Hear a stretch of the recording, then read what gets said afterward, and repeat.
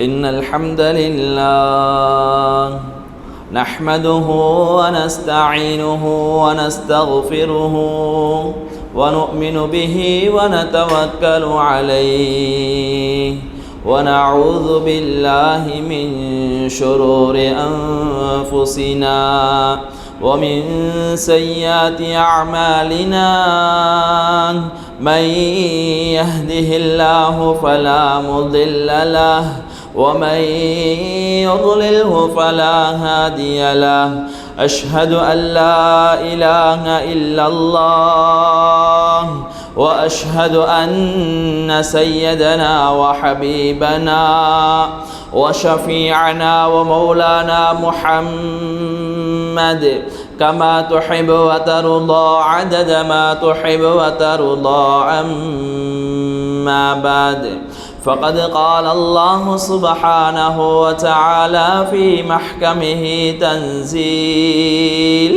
بعد أعوذ بالله من الشيطان الرجيم إن الذين قالوا ربنا الله ثم استقاموا تتنزل عليهم الملائكة ألا تخافوا ولا تحزنوا وأبشروا بالجنة التي كنتم توعدون نحن أولياؤكم في الحياة الدنيا وفي الآخرة ولكم فيها ما تشتهي أنفسكم ولكم فيها ما تدعون نزلا من غفور رحيم صدق الله المولانا العظيم وقال نبينا صلى الله عليه وآله وسلم من خاف عدلج ومن أدلج بلغ المنزل على إن سلعة الله الغالية على إن سلعة الله الجنة أو كما قال صلى الله عليه وآله وسلم صدق رسول الله صلى الله عليه وآله وسلم கண்ணியத்துக்குரிய கணவான்களே, சகோதரர்களே, முழு உலகத்தையும் படைத்து பரிபாலித்து இரட்சித்து போஷித்து கொண்டிருக்கக்கூடிய தனித்தவனான இரக்கமுள்ளவனான அல்லாஹ் ஜல்ல ஜலாலுஹு அவனுக்கே புகழ் அனைத்தும் உரித்தாகட்டும். அல்ஹம்துலில்லாஹ் சும்ம அல்ஹம்துலில்லாஹ். சத்திய தூதர் சன்மார்க்க போதகர் என் உயிரிலும் மேலான ஹஜ்ரத் முஹம்மதே முஸ்தபா ரசூலே கரீம் ஸல்லல்லாஹு அலைஹி வஆலிஹி வஸல்லம் அவர்கள் மீதும் அவர்களுடைய வாழ்க்கை அணுகும் பிஷஹாத் எடுத்து நடந்த சஹாபாக்கள், தாபிஈன்கள், தபஉ தாபிஈன்கள், கியாமத் வரை பிறக்க இருக்கக்கூடிய முஸ்லிமான முஃமினான ஆண்கள் பெண்கள் அனைவர்கள் மீதும் அல்லாஹ்வினுடைய சாந்தியும் சமாதானமும் என்றென்றும் உண்டாகட்டுமாக. புனிதமான ஹுத்பா பிரசங்கத்தை நிறைவேற்ற வேண்டும், என் மீது கடமையாக்கப்பட்ட இந்த ஹுத்பாவை நிறைவேற்றும் என்ற எண்ணக்கருவோடு நேரகாலத்தோடு நவைத்துல் இஅ்திகாஃபி மா தும்து ஃபீ ஹாதிஹி மஸ்ஜிதி லில்லாஹி தஆலா என்ற நியத்தோடு வந்து அமர்ந்திருக்கக்கூடிய இஸ்லாமிய கணவான்களே, சகோதரர்களே, மேலானவர்களே, அல்லாஹு ஜல்ல ஜலாலுஹு அம்மன வாலுஹு எந்த விடயங்களை எமது வாழ்க்கையில் எடுத்து நடந்தால் நிம்மதி, சந்தோஷம், விமோசனம் என்று சொன்னாங்களோ அப்படியான விடயங்களை இயலுமான அளவு எடுத்து நடந்து கொள்ளும்படியும், எந்த விடயங்களை விற்று தவிர்ந்து ஒதுங்கி வாழ்ந்தால் நிம்மதி, சந்தோஷம், விமோசனம், ராஹத் என்று சொன்னாங்களோ அப்படியான விடயங்களை முற்றும் முழுதாக அடியோடு தவிர்ந்து ஒதுங்கி வாழுமாறு அடியேனாக எனக்கும் அப்பால் உங்களுக்கும் நான் வசியத்தும் நசியத்தும் செய்து கொள்கின்றேன். இத்தகுல்லாஹ ஹைசுமா குன்த். எல்லா சந்தர்ப்பங்களையும், எல்லா இடங்களையும், எல்லா நேரங்களையும் அல்லாஹ் ஜல்ல ஜலாலுஹு அஞ்சி பயந்து நடந்து கொள்வோம் இன்ஷா அல்லாஹ். கண்ணியத்துக்குரிய கணவான்களே, சகோதரர்களே, அல்லாஹ் ரப்புல் இஸ்ஸத் ஜல்ல ஜலாலுஹு அம்மன வாலுஹு இந்த உலகத்தில் மனிதர்களாகிய எங்களை படைத்த நோக்கம் ஒன்றே ஒன்று. முதலாவது கண்ணியமானவர்களே, கபருக்கு பின்னால் உள்ள ஒரு வாழ்க்கையை தயார் செய்வதற்காக வேண்டித்தான் அல்லாஹ் என்னையும் உங்களையும் இந்த உலகத்துக்கு அனுப்பியிருக்கின்றான். நாளைக்கு மௌத்தா போனதுக்கு பின்னால கபருடைய வாழ்க்கை ஒன்று இருக்குகின்றது. அந்த வாழ்க்கை நிம்மதியாக சந்தோஷமாக அமையணும் என்றால் இந்த உலகத்தில் நானும் நீங்களும் எப்படி வாழ வேணும் என்றதனை பிராக்டிக்கல் மூலமாக, தியரிகள் மூலமாக அன்பு நபி ஹஸ்ரத் ஸல்லல்லாஹு அலைஹி வஸல்லம் அவர்கள் அழகாக கச்சிதமாக எனக்கும் உங்களுக்கும் வாழ்ந்து காட்டிட்டு போனார்கள். அன்பார்ந்த கணவான்களே, சகோதரர்களே, நாங்கள் கொஞ்சம் சிந்திக்கணும்.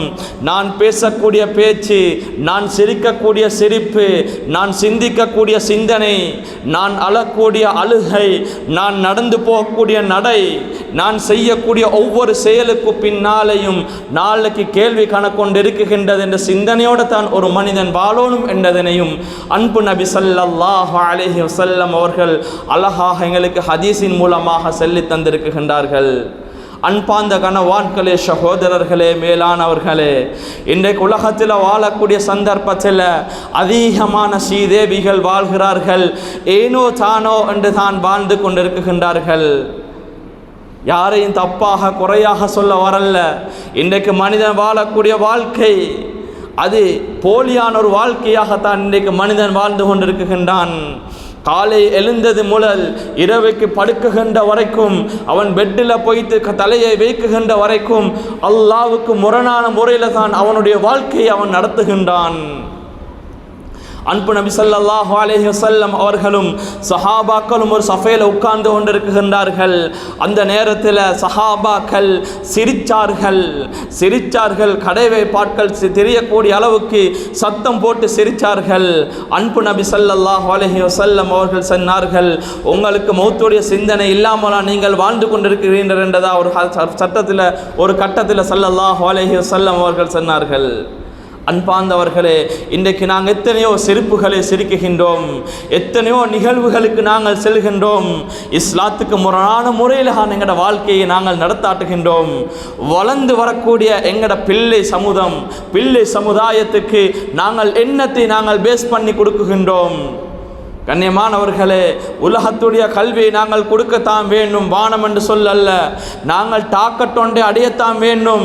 நான் தொழில் துறவில் என்ன டாக்கட் அடையணும், நான் உயர்ந்த லெவலுக்கு வரத்தான் வேண்டும். யாரிடத்திலையும் நான் கைகட்ட நிற்கக்கூடாது.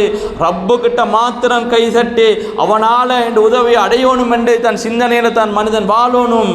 ஆனால் இன்றைக்கு அந்த வாழக்கூடிய அந்த வாழ்க்கை, கண்ணியமானவர்களே, இன்றைக்கு கபூருடைய சிந்தனையை விட்டு, மஹ்ஷருடைய சிந்தனையை விட்டு இன்றைக்கு முழுக்க தொழில் என்று படிப்பு என்றதாக மாத்திரம் தானே வாழ்கின்றான். கண்ணியத்துக்குரிய கணவான்களே, சகோதரர்களே, மேலானவர்களே, ஸல்லல்லாஹு அலைஹி வஸல்லம் ஒரு ஹதீஸை சொன்னார்கள். எல்லாருக்கும் தெரிஞ்ச ஒரு பாடமான ஒரு ஹதீஸ் தான். அமாரு உம்மதி மா பைன 60 அw 70. அன்பு நபி ஸல்லல்லாஹு அலைஹி வஸல்லம் சொன்னார்கள், என்ற உம்மத்தினுடைய ஆயுள் காலம் 60க்கும் 70க்கும் இடைப்பட்ட காலம் என்றதாக ஸல்லல்லாஹு அலைஹி வஸல்லம் சொன்னார்கள். இன்றைக்கு 60ஐயும் 70ஐயும் தாண்டி விட்டு மக்கள் வாழ்ந்து கொண்டிருக்கிறார்கள். அல்ஹம்துலில்லாஹ். அல்லாஹ் அவர்களுக்கு தொடர்ந்து சொன்னார்கள் ஸல்லல்லாஹு அலைஹி வஸல்லம், 70ஐ தாண்டி கடக்கிறார்களா, வாழ்கின்றார்களா, இது அல்லாஹ் அவர்களுக்கு கொடுக்கக்கூடிய ஒரு நிஅமத். ஆனால் இன்னும் பள்ளியின் பக்கம் நெருங்கல்ல, அல்லாஹ்வுடைய தொடர்பை சீராக்கல்ல. இன்னைக்கு சில ஸ்ரீதேவிகள் நினைச்சு கொண்டிருக்கிறார்கள், எனக்கு இன்னும் மௌத்து வரல, மௌத்துக்குரிய காலம் ஒன்று இருக்குகின்றது, மௌத்துடைய நேரம் எனக்கு அறிவிக்கப்படும் என்று தான் நினைச்சிட்டு வாழ்ந்து கொண்டிருக்கிறார்கள். கண்ணியமானவர்களே, அன்பா கேட்குகிறோம், கனிவாக கேட்குகின்றோம், பணிவாக கேட்குகின்றோம். அன்பார்ந்தவர்களே, மௌத்துடைய நேரம் சொல்லிட்டு வராது. மௌத் என்று செல்றது கண்ணியமானவர்களே, இந்த நிமிடத்திலிருந்து குர்ஆன் ஹதீஸை வச்சு சாட்சியாக சொல்கின்றேன், இந்த மிம்பரை வச்சு சாட்சியாக சொல்கின்றேன், இந்த இடத்திலிருந்து கீழே இறங்குவனா இல்லையா என்றதை அறிந்தவனும் அந்த ரப்புல் ஆலமீன் தான். அதனால மௌத்துடைய சிந்தனையோடு வாழ்வோம். இந்த ஒரு சம்பவமே போதும். ஹஜ்ரத் தாவூத் அலைஹிஸ்ஸலாம் அவர்களுடைய காலத்தில் ஒரு அமைச்சர் வாழ்ந்தார். அவர் தாவூத் அலைஹிஸ்ஸலாம் அவருடைய அரசாட்சி அமைச்சருக்கு பக்கத்தில் தான் அந்த அமைச்சரும் வாழ்வார். அவர் உட்கார்ந்து வருகின்றார். அவர் தாவூத் அலைஹிஸ்ஸலாம் அவர்களுடைய ஆயுட்காலம் முடிந்து அவர்களுடைய வஃபாத்துக்கு பின்னால் ஹஜ்ரத் சுலைமான் அலைஹிஸ்ஸலாத்து வஸ்ஸலாம் அவர்களுடைய அந்த ஆட்சி காலத்திலே அவர்கள் இருக்கிறார்கள். ஒரு சந்தர்ப்பத்தில் ரூஹை எடுக்கக்கூடிய அஸ்ராயில் அலைஹிஸ்ஸலாத்து வஸ்ஸலாம் அவர்கள் வருகின்றார்கள். அவர்கள் வந்து அந்த அமைச்சரை பார்த்து ஒரு பார்வையை பார்த்தார்கள். அதுக்கு பின்னால் அந்த அமைச்சர் ஹஜ்ரத் சுலைமான் அலைஹிஸ்ஸலாம் அவர்களோட கதைச்சு விட்டு போனார்கள். போனதுக்கு பின்னால் அந்த அமைச்சர் ஹஜ்ரத் சுலைமான் அலைஹிஸ்ஸலாம் அவர்களிடத்தில் வந்து பேசினார்கள். எனக்கு உங்களோட ஹஜ்ரத் சுலைமான் அலைஹிஸ்ஸலாம் அவர்களுக்கு கொடுத்திருக்கக்கூடிய அந்த ஆட்சி அந்த சக்தியை கொண்டு என்னை ஹிந்து பிரதேசமான இந்தியாவுடைய ஒரு தொங்கலுக்கு கொண்டேச்சு உங்களுடைய சக்தியை கொண்டு என்ன கொண்டு சேருங்கள் என்றதாக சொன்னார்கள். கேட்டார்கள், ஏன் நீங்கள் இவ்வளோ பயப்படுகிறீர்கள், ஏன் நீங்கள் இவ்வளோ பதட்டம் அடைகின்றீர்கள்? அவருடைய கண்ணில் நான் மௌத்துடைய பயத்தை நான் பார்த்தேன் என்றதாக சொன்னார்கள் அந்த அமைச்சர். அதுக்கு பின்னால் ஹஜ்ரத் சுலைமான் அலைஹிஸ்ஸலாம் அவர்களுடைய அந்த முடிவின் பிரகாரம் அந்த அமைச்சரை ஹிந்து பிரதேசத்தில் சொல்கின்றார்கள், செல்லப்படுகின்றது. அவர்கள் கண்ணியமானவர்களே மறுநாள் காலையில் ஹஜ்ரத் சுலைமான் அலைஹிஸ்ஸலாத்து வஸ்ஸலாம் அவர்களை சந்திப்பதற்காக வேண்டி அஸ்ராயில் அலைஹிஸ்ஸலாத்து வஸ்ஸலாம் அவர்கள் வருகின்றார்கள். சமூகத்துக்கு வந்து கேட்குகிறார்கள், இந்த அமைச்சர் உங்களை கண்டு பயந்தார்கள் அல்லவா? அது சுலைமான் அலைஹிஸ்ஸலாம் அவர்கள் அஸ்ராயில் அலைஹிஸ்ஸலாம் அவங்க சொன்னார்கள், என்ன பதில் தெரியுமா? அல்லாஹ் என்னிடத்தில் ஒரு கட்டளையை தந்தான், அல்லாஹ் என்னிடத்தில் தந்தான், இந்த அமைச்சரை இவரை ரூஹ் எடுக்கணும், ஹிந்து பிரதேசத்தில் ஒரு கடல் பிரதேசத்தில் தான் இவருடைய ரூஹை எடுக்கணும் என்றதாக அல்லாஹ் என்னிடத்தில் சொல்லியிருந்தான். ஆனால் அவர் இருக்கக்கூடிய இடம் மிஸ்ருடைய பகுதி, எவ்வாறு அவருடைய ரூஹை எடுக்கிறது என்றதை தான் நான் யோசித்தேன். கண்ணியமானவர்களே, அல்லாஹ் முடிவு செஞ்சு விட்டான், அவரை ஹிந்து பிரதேசத்தில் தான் ரூஹை எடுக்கணும் என்றால் அவர் எந்த மாளிகையில் இருந்தாலும் எவ்வளோதான் பாதுகாப்பாக இருந்தாலும் அவருடைய ரூஹை அல்லாஹ் எடுக்க முடிவு செஞ்சிட்டானா அது யாராலையும் தடுக்கவும் முடியாது என்னதனை மறந்துவிடவானம். கண்ணியத்துக்குரிய கணவான்களே, சகோதரர்களே, அல்லாஹ் குர்ஆன்ல சூரத்துல் முனாஃபிகூன்ல கடைசி ஆயத்தில் அல்லாஹ் சொல்லுகின்றான், கடைசி ஆயத்தில் சூரத்துல் முனாஃபிகூன்ல அல்லாஹ் சொல்லுகின்றான், கண்ணியத்துக்குரியவர்களே, ஃபயகூல் ரப்பி லௌலா அஹ்ஹர்தனி இலா அஜலின் கரீப். உங்களுக்கு ரூஹ் எடுக்கக்கூடிய நேரத்தில் கடைசி நேரத்தில் மலக்குமார்கள் வந்துவிட்டால் உங்களுக்கு எந்த ஒரு முன்னாகாது பின்னோமாகாது, உங்களுடைய ரூஹகளை உடனே எடுக்கப்படும். நீங்கள் அந்த நேரத்தில் புலம்பின எந்த ஒரு புலம்பலும் அது ஏற்றுக்கொள்ளப்பட மாட்டாது. அது ஒரு சிறிய குழந்தையினுடைய அழுகையை போல அல்லாஹ் கணக்கெடுக்கவும் மாட்டான் என்றதாக அல்லாஹ் குர்ஆன்ல அழகாக சொல்லிக்கொண்டே இருக்கின்றான். ஆக கண்ணியத்துக்குரிய கணவான்களே, சகோதரர்களே, ஹஜ்ரத் இப்ராஹிம் அலைஹிஸ்ஸலாம் அவர்கள் ரூஹை எடுக்கக்கூடிய மலக்குமார்களிடத்தில் கேட்டார்கள், எனக்கு உங்களுடைய தோற்றத்தை காட்டுங்கள் என்றதாக சொல்லக்கூடிய நேரத்தில் அந்த மலாயிகமார்கள் சொன்னார்கள், லா துதீகு ذلك அபதா, நீங்கள் ஒருபோதும் எங்களுடைய தோற்றத்தை நீங்கள் கண்டால் சக்தி பெற மாட்டீர்கள் என்றதா தான் சொன்னார்கள். அன்பார்ந்தவர்களே, ஹஜ்ரத் இப்ராஹிம் அலைஹிஸ்ஸலாம் அவர்கள் சொன்னார்கள், பரவாயில்லை, நான் உங்களுடைய தோற்றத்தை நான் பார்க்கணும் என்றதாக காட்டப்படுகின்றது. அந்த மலக்குல் மௌத் சொல்லுகின்றார்கள், மலக்குல் மௌத் ஹஜ்ரத் இப்ராஹிம் அலைஹிஸ்ஸலாம் அவர்களுடைய முன்னுக்கால வருகின்றார்கள். இப்ராஹிம் அலைஹிஸ்ஸலாம் அவர்கள் நிம்மதியை இழந்து தலை சுத்துல மயக்கத்தில் கீழே விழுகின்றார்கள். மயக்கத்தில் கீழே விழுந்துட்டு பின்னால தெளிஞ்சதுக்கு பின்னால செல்லுகின்றார்கள். அஸ்வது கண்ணியமானவர்களே, மிகவும் பயங்கரமான ஒரு தோற்றம், முடிகள் எல்லாம் கருப்பான ஒரு மனிதர், கருத்த மனிதர், ஒரு பாவியினுடைய ரூஹை அல்லாஹ் எவ்வாறு எடுக்குகின்றான் அந்த மலக்குமாருடைய தோற்றத்தை ஹஜ்ரத் இப்ராஹிம் அலைஹிஸ்ஸலாம் அவர்கள் சொல்கிறார்கள். முடிகள் தொங்க போட்ட நிலைமையில் கண்களிலிருந்து 2 கண்களிலும் இருந்து அன்பார்ந்தவர்களே நரகத்தினுடைய அந்த புகை பாடங்கள் அந்த புகைகள் அவருடைய கண்களால் வந்து கொண்டிருக்கின்றது. வெறுமனே அசிங்கமான ஒரு வெறுப்பான ஒரு நாத்தம் அவருடைய உடம்பிலிருந்து வருகின்றது. நரகத்தினுடைய அந்த புகை மண்டலம் அவருடைய உடம்புல பட்டிருக்கின்றது.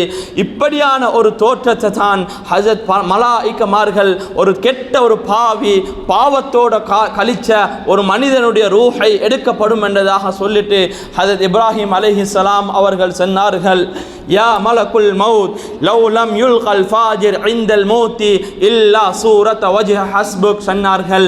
இந்த ஒரு தோற்றம் போதும், இந்த ஒரு தோற்றம் போதும், ஒரு மனிதர் பாவியான ஒரு மனிதனுக்கு போதும் என்றதாக சொன்னார்கள்.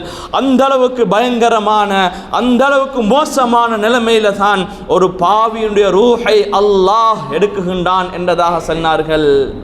அதே மால அதுக்கு ஒப்போசிட்டான ஒரு முஃமினான நல்ல ஒரு அமல் இபாதத்தோடு செஞ்சக்கூடிய ஒரு மனிதனுடைய ரூஹை எடுக்கக்கூடிய மலாயிகமார்களுடைய தோற்றத்தை காட்டப்பட்டது. அதில் சொன்னார்கள் ஹஜரத் இப்ராஹிம் அலைஹிஸ்ஸலாம் அவர்கள் சொல்லுகிறார்கள், இது மிகவும் அழகான ஒரு தோற்றம், பார்ப்பதற்கு மனதுக்கு நிம்மதியான, அவருடைய உடம்பிலிருந்து ஒரு வித்தியாசமான ஒரு விருப்பமான ஒரு வாசனம் அவரிடத்திலிருந்து வருகின்றது.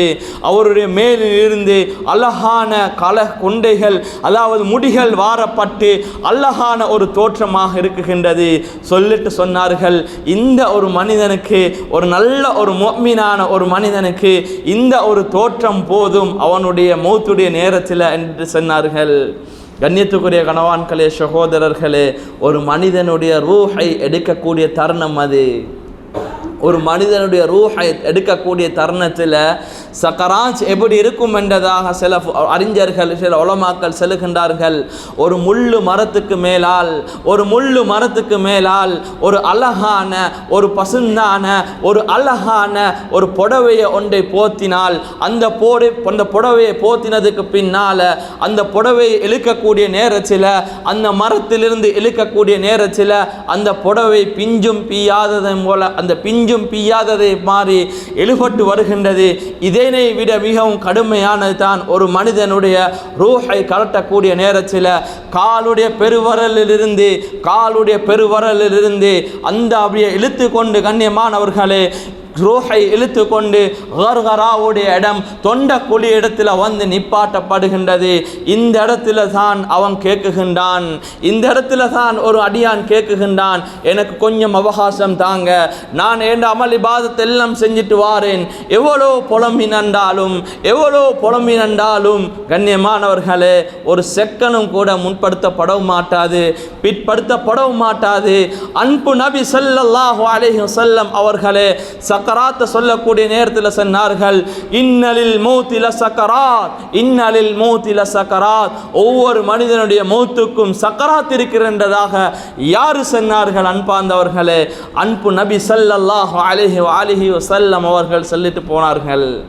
இன்றைக்கு மனிதர்கள் வாழக்கூடிய காலம் அது சக்கராத் ஒன்று இருக்குகின்றதா, கபூர் ஒன்று இருக்குகின்றதா என்ற சிந்தனை இல்லாமலே வாழ்ந்து கொண்டிருக்கிறார்கள். அன்பார்ந்தவர்களே, இப்போ ரூஹா எடுக்கப்படுகின்றது. ரூஹா எடுத்துக்கொண்டு மலாயிகமார்கள் வானத்துக்கு போகிறார்கள். ஒரு பாவியினுடைய ரூஹாக இருந்தால் உலகத்தில் முரணான முறையில், ஹராத்தோட அல்லாவுக்கு முரணான முறையில் தொழுகைகளில் பேணுதல் இல்லாமல் வாழ்ந்தால், அப்படியான மனிதனுடைய ரூஹ அந்த வானத்தில் இருக்கக்கூடிய மலக்குமார்கள் கூட ஏற்றுக்கொள்ள தயாரில்லை.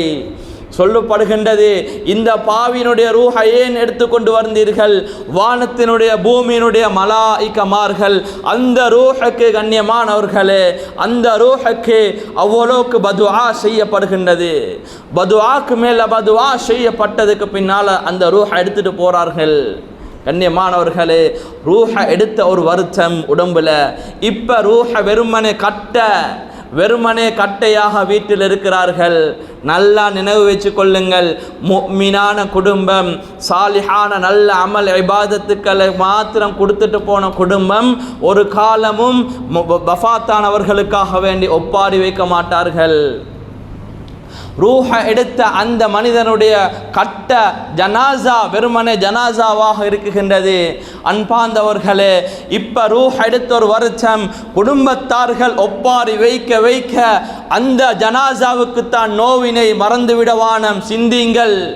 நாங்கள் எவ்வளோதான் ஒப்பாரி வைக்க வைக்க அழுகிறது வேறு விஷயம், அவருடைய நல்ல விஷயங்களை சொல்லி சொல்லி அழுக அழுக கண்ணியமானவர்களே அந்த ஜனாசாவுக்குத்தான் நோவினை, அந்த ஜனாசாவுக்குத்தான் நோவினை மலாயிகமார்கள் அடிக்குகிறார்கள்.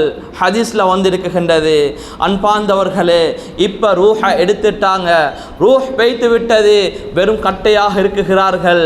அன்பார்ந்தவர்களே, இப்போ நல்லா நினைவு வச்சு கொள்ளுங்கள், அடிக்கழுகக்கூடிய நேரம், குளிப்பாட்டக்கூடிய நேரத்தில் அழகாக மெதுவாக நிதானமாக கழுகுங்கள். யாரையும் கூலிக்கு அது தெரியாதவர்களாக இந்த கூலிக்கு கூலி கொடுத்து செய்கிறார்களாக இருந்தாலும் அவர்களிடத்தில் பணிவாக சொல்லுங்கள், நிதானமாக கழுக சொல்லி.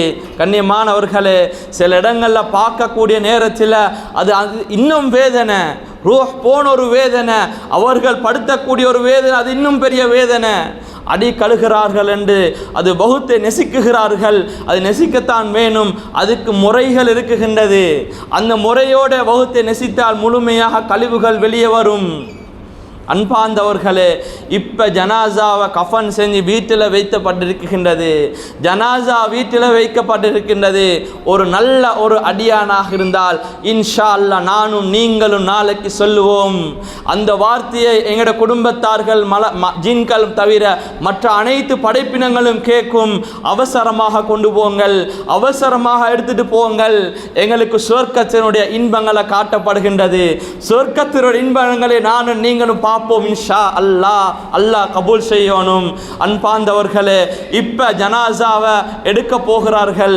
ஆனால் ஒரு கெட்ட ஒரு பாவியான ஒரு ஜனாசாவாக இருந்தால் அந்த ஜனாசா சொல்லும் என்னை எடுத்து கொண்டு போகவானம், கொஞ்சம் தாமதியுங்கள், கொஞ்சம் தாமதிச்சு எடுத்துட்டு போங்கள், கொஞ்சம் கீழே வைத்து விட்டு போங்கள் என்றதாக.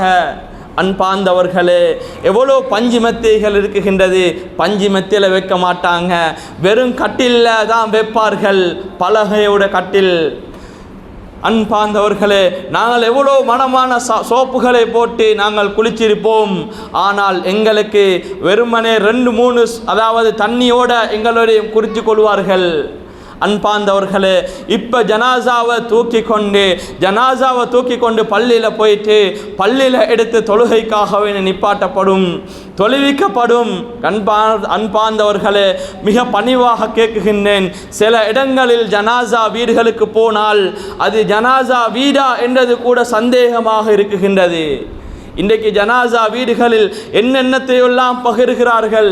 பகிருங்கள், வானம் என்று சொல்லவில்லை, ஆனால் ஜனாசா வீட்டுடைய அந்த ஹுர்மத்தை பேணுங்கள். நாளைக்கு நானும் ஜனாசாவாக படுக்க போகிறேன், ஏண்ட ஜனாசா வைத்து இவர்களும் பேசுவார்கள் என்றதை மறந்துவிட வானம். அன்பார்ந்தவர்களே, கண்ணியமான கணவான்களே, சகோதரர்களே, இன்றைக்கு மையவாடிகளுக்கு போனால் அது பயான் பண்ணக்கூடிய அந்த ஹஸ்ரத் மாத்திரம் பயான் பண்ணுறாரு, அது கேட்டு கவலையோடு இருக்கக்கூடியவர்கள் அந்த ஜனாசாவுடைய குடும்பத்தார்கள் மாத்திரம்தான். அடுத்தவர்கள் என்னென்னையோ சிந்தனையோட என்னென்ன பேச்சுக்களோடு பேசிக்கொண்டு அவர்களுடைய காலங்களை நேரங்களை கடத்துகிறார்கள். அன்பார்ந்தவர்களே, ஹஜ்ரத் உஸ்மான் ரஸியல்லாஹு அன்ஹு அவர்களுக்கு மௌத்துடைய சிந்தனையை பற்றி பேசினால் அழமாட்டார்கள், ஆனால் கபருடைய சிந்தனையை பற்றி பேசினால் தாடி நனையக்கூடிய அளவுக்கு தேம்பி அழுவார்கள். என்றால் ஒரு மனிதனுடைய முதலாவது வீடு கபருடைய வெற்றி அடைந்து விட்டால் இப்போ அவன் அதுக்கு பின்னால் உள்ள எல்லா வாழ்க்கையும் வெற்றி அடைவான். அன்பான கணவான்களே, சகோதரர்களே, இப்போ கபூரில் அடைக்கினதுக்கு பின்னால் முழு குடும்பத்தார்களும் பேய்த்து விடுவார்கள், யாரும் நிற்க மாட்டார்கள். ஆனால் போகக்கூடிய ஸ்லீப்பர் சத்தம் கூட எங்களுக்கு காதுக்கு கேட்கும். எங்களை அடக்கிவிட்டு போவார்கள், ஸ்லீப்பருடைய சத்தம் காதுக்கு கேட்கும்.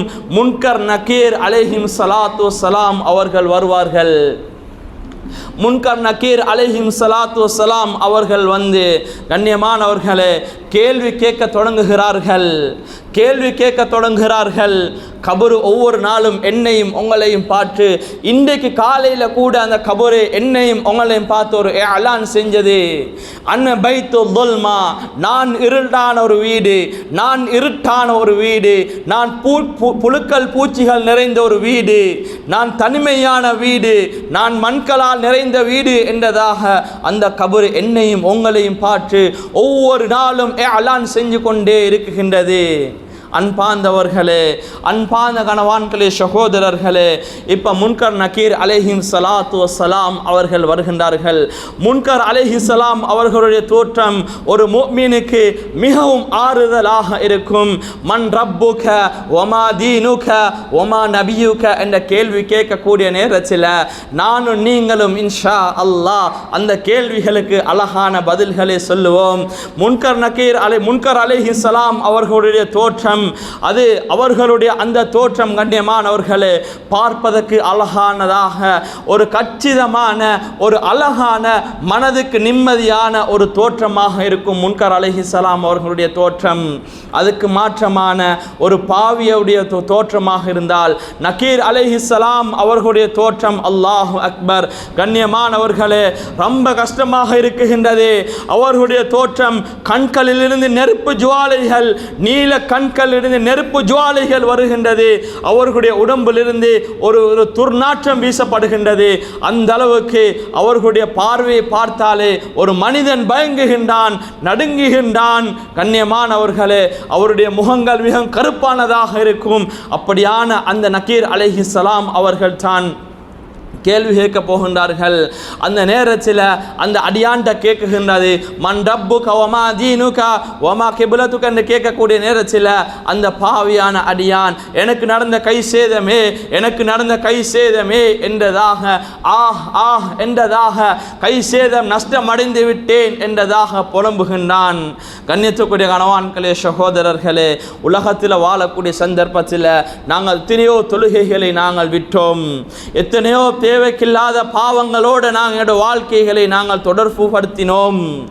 அந்த ஒவ்வொரு பாவமும் நாளைக்கு கபருக்குள்ளால வைத்ததுக்கு பின்னால் அது எங்களோட கண்ணுக்கு முன்னுக்கால கொண்டு வரும்.